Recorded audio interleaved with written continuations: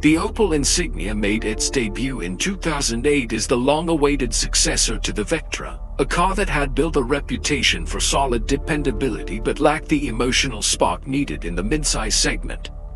With the Insignia, Opel set out to design not just a replacement, but a flagship that could stand tall against rivals like the Volkswagen Passat, Ford Mondeo, Mazda 6, and even entry-level premium sedans from BMW and Audi.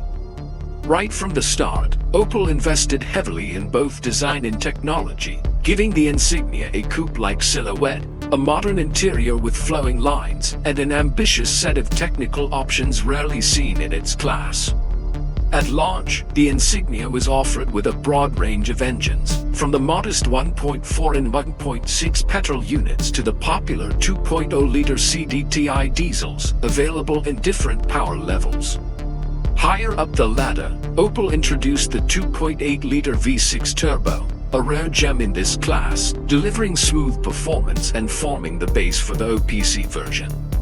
Gearboxes ranged from 5- and 6-speed manuals to 6-speed automatics, and importantly, Opel introduced an advanced all-wheel drive system with an electronically controlled rear limited slip differential, marketed as Adaptive 4x4.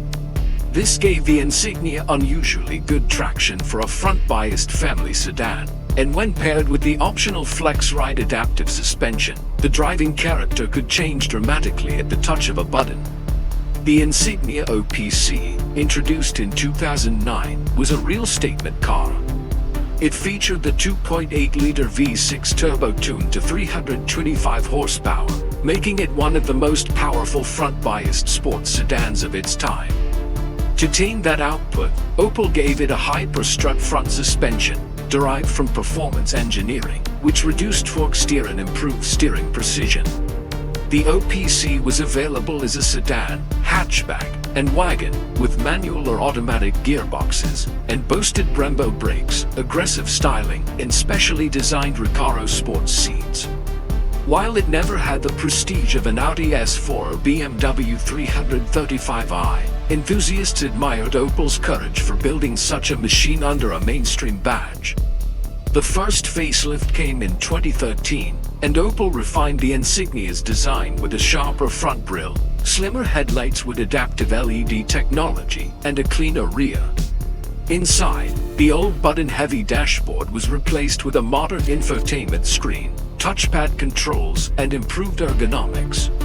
Opel also improved engines. The 2.0 CDTI diesels became cleaner and more efficient, and smaller turbocharged petrols, like the 1.6 CD Turbo, offered both performance and economy.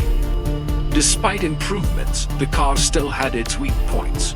Early models suffered from issues with the 2.0 CDTI EGR valves, turbo failures, and timing chains on some petrol units, while the automatic gearbox was sometimes criticized for slow responses. Still, overall reliability improved with the facelift. The second generation arrived in 2017, known as the Insignia Grand Sport.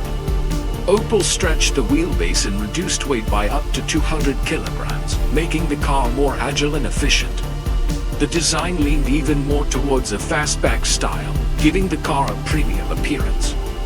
Technical highlights included the introduction of a new 8-speed automatic transmission, further developed AWD with torque vectoring using twin clutches on the rear axle, and modern driver assistance systems like adaptive cruise control, lane keeping assist, and Intellilux LED matrix headlights.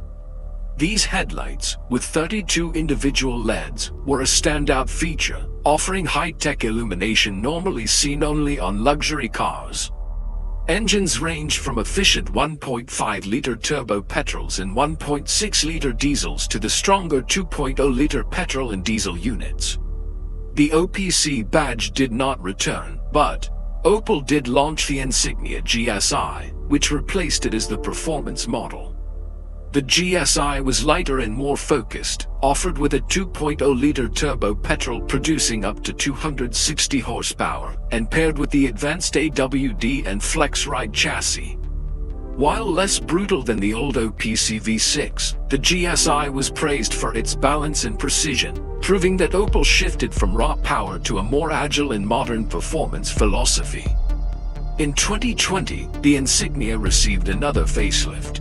Externally, the changes were subtle: revised bumpers, slimmer headlights, but under the skin, Opel further optimized efficiency. New engines, like the 1.5-liter turbo diesel and revised 2.0 turbo petrols with cylinder deactivation, kept the car competitive against tightening emission standards. The infotainment and safety systems were updated, making the Insignia one of the most technologically complete cars in its segment. However, by this time, SUVs had taken over the market, and traditional midsize sedans and wagons were losing ground. Throughout its life, the Insignia had its quirks. The first-generation models were heavy, which affected fuel consumption and performance, especially on smaller engines. Some owners complained about electronic gremlins, parking sensors, or water ingress into rear light clusters. The 2.8 V6, while exciting, could be costly to maintain due to its complex turbo setup and higher fuel thirst. Yet many owners appreciated the comfort, long-distance stability, and value for money that the Insignia offered compared to premium rivals. Against competitors, the Insignia always positioned itself as the clever choice.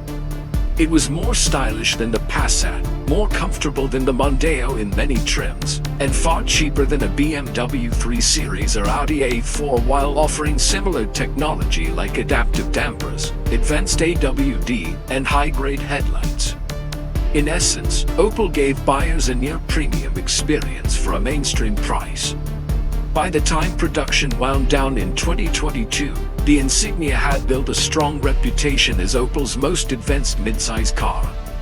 It may never have had the badged prestige of its German premium rivals, but it proved Opel's ability to innovate.